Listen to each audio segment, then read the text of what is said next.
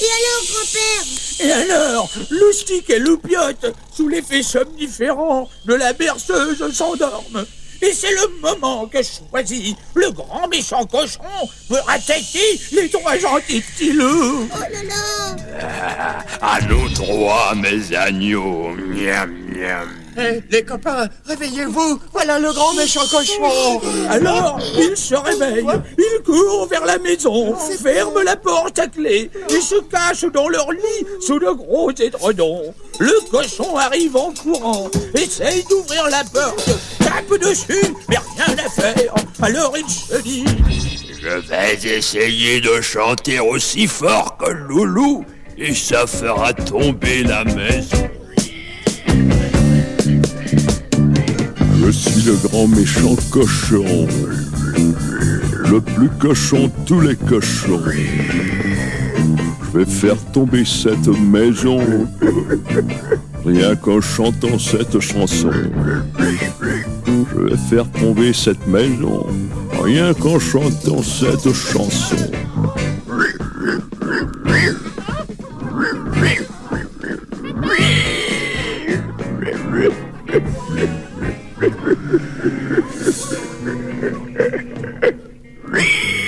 Malheureusement, ou heureusement, le grand méchant cochon chantait très faux et il avait plus de voix du tout. La maison tremblait, mais il ne trouvait pas. Alors le cochon se dit: Je vais souffler dessus tellement fort qu'elle va s'envoler.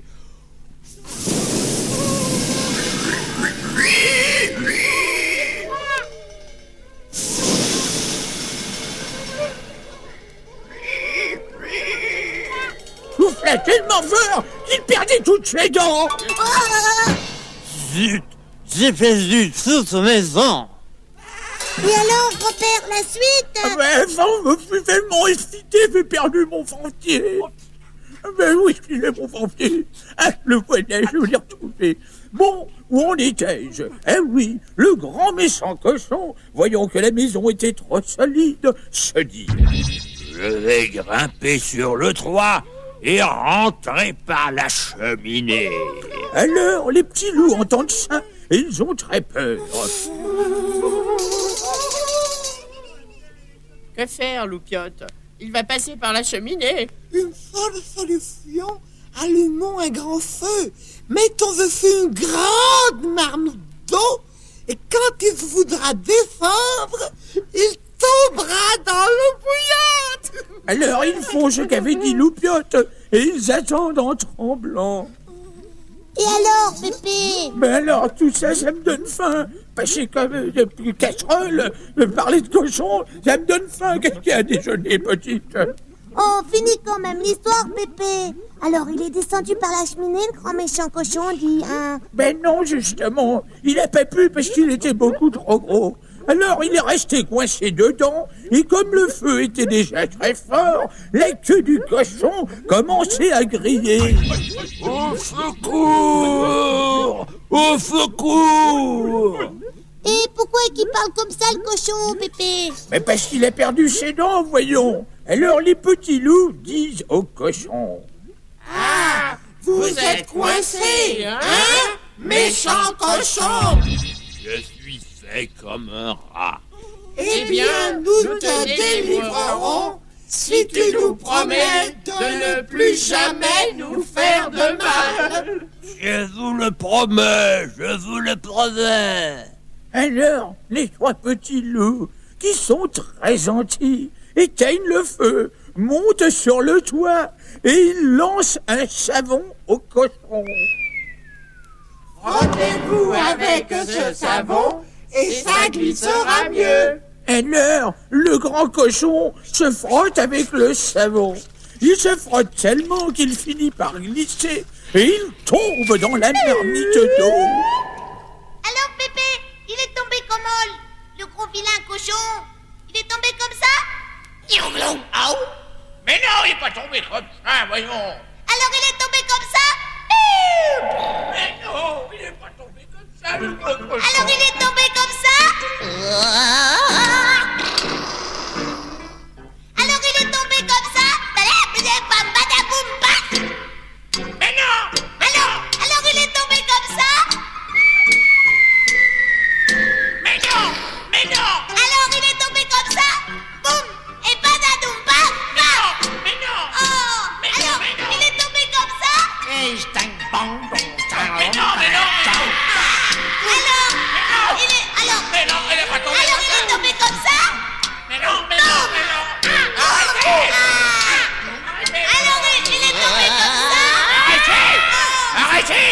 tous! Arrêtez! Quelle importance à faire rien, la manière dont il est tombé! Ce qui compte, c'est de continuer l'histoire! Et maintenant, cochon, rincez-vous bien. Ça nous fera pas de mal. Mon Dieu, comme c'est agréable de prendre un bain. Je n'en avais jamais pris et j'en avais bien besoin. J'étais sale comme un cochon.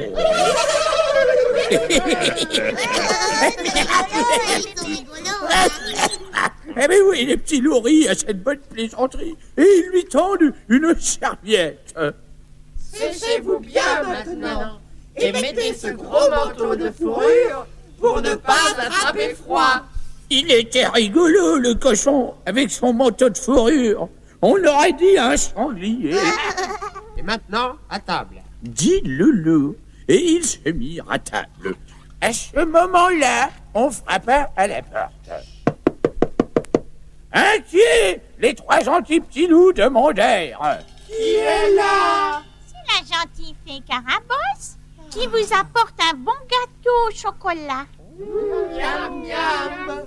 Alors les trois gentils petits loups dirent à la fée Carabosse. Entrez donc et partagez notre repas. Alors ils se mirent tous à table et mangèrent ensemble le délicieux gâteau. C'est pas de la tarte, le bon gâteau de la fée Carabosse. De chocolat pour une Le cochon était si content qu'il n'arrêtait pas de dire entre deux bouchées. Moi, vous remercie, mes gentils petits loups. C'était si bon de prendre un bain. Mais dites-moi, maintenant que je suis gentil, je ne peux plus m'appeler le grand méchant cochon. Comment m'appeler alors? Tout le monde réfléchit. Le petit poussin. De chaboter?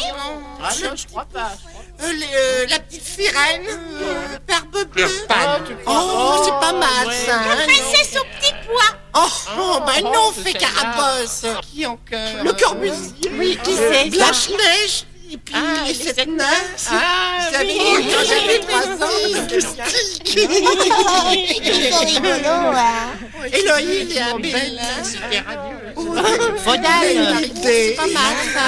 C'est pas Mais mal. ça fait un peu trop triste, Ah. Faudal. Oh, ça irait bien, il est fort, il est costaud. On pourrait peut-être l'appeler ça. Gagarine, fais pas... Non, Sirène. Fais Bounet Marinette.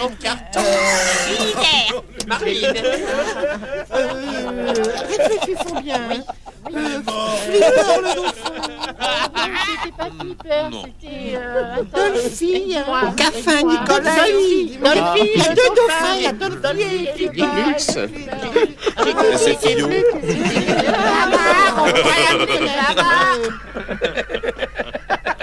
Ou Nounours. Snoopy. Oh, c'est bien Snoopy. Et alors vous, les petits enfants, comment vous l'appelleriez le grand méchant cochon, maintenant qu'il est gentil et qu'il est bien propre, hein? C'est pas mauvais comme idée, c'est pas mauvais, mais enfin... Les petits loups, le cochon et la fée Carabosse discutaient encore.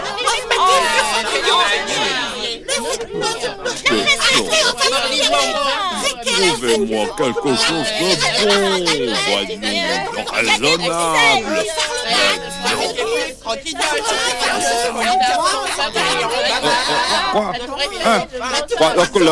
Stop.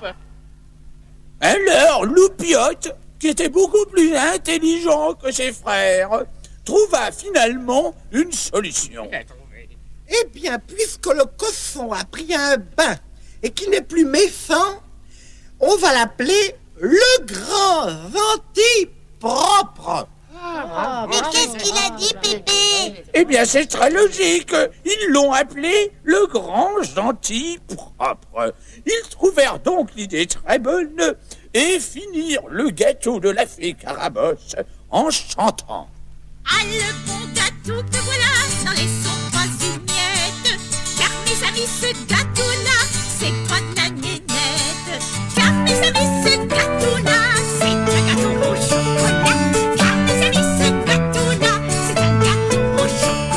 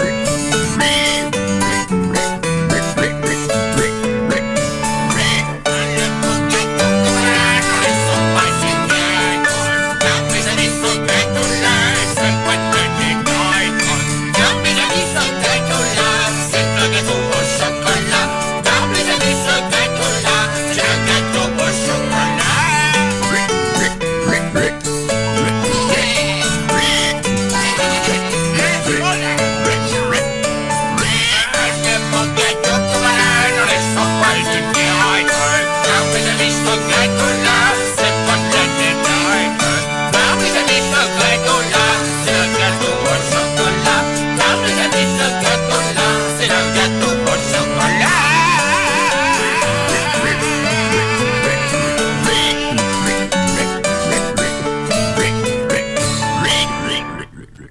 Dis donc, Pépé, il y a des choses que j'ai pas très bien comprises.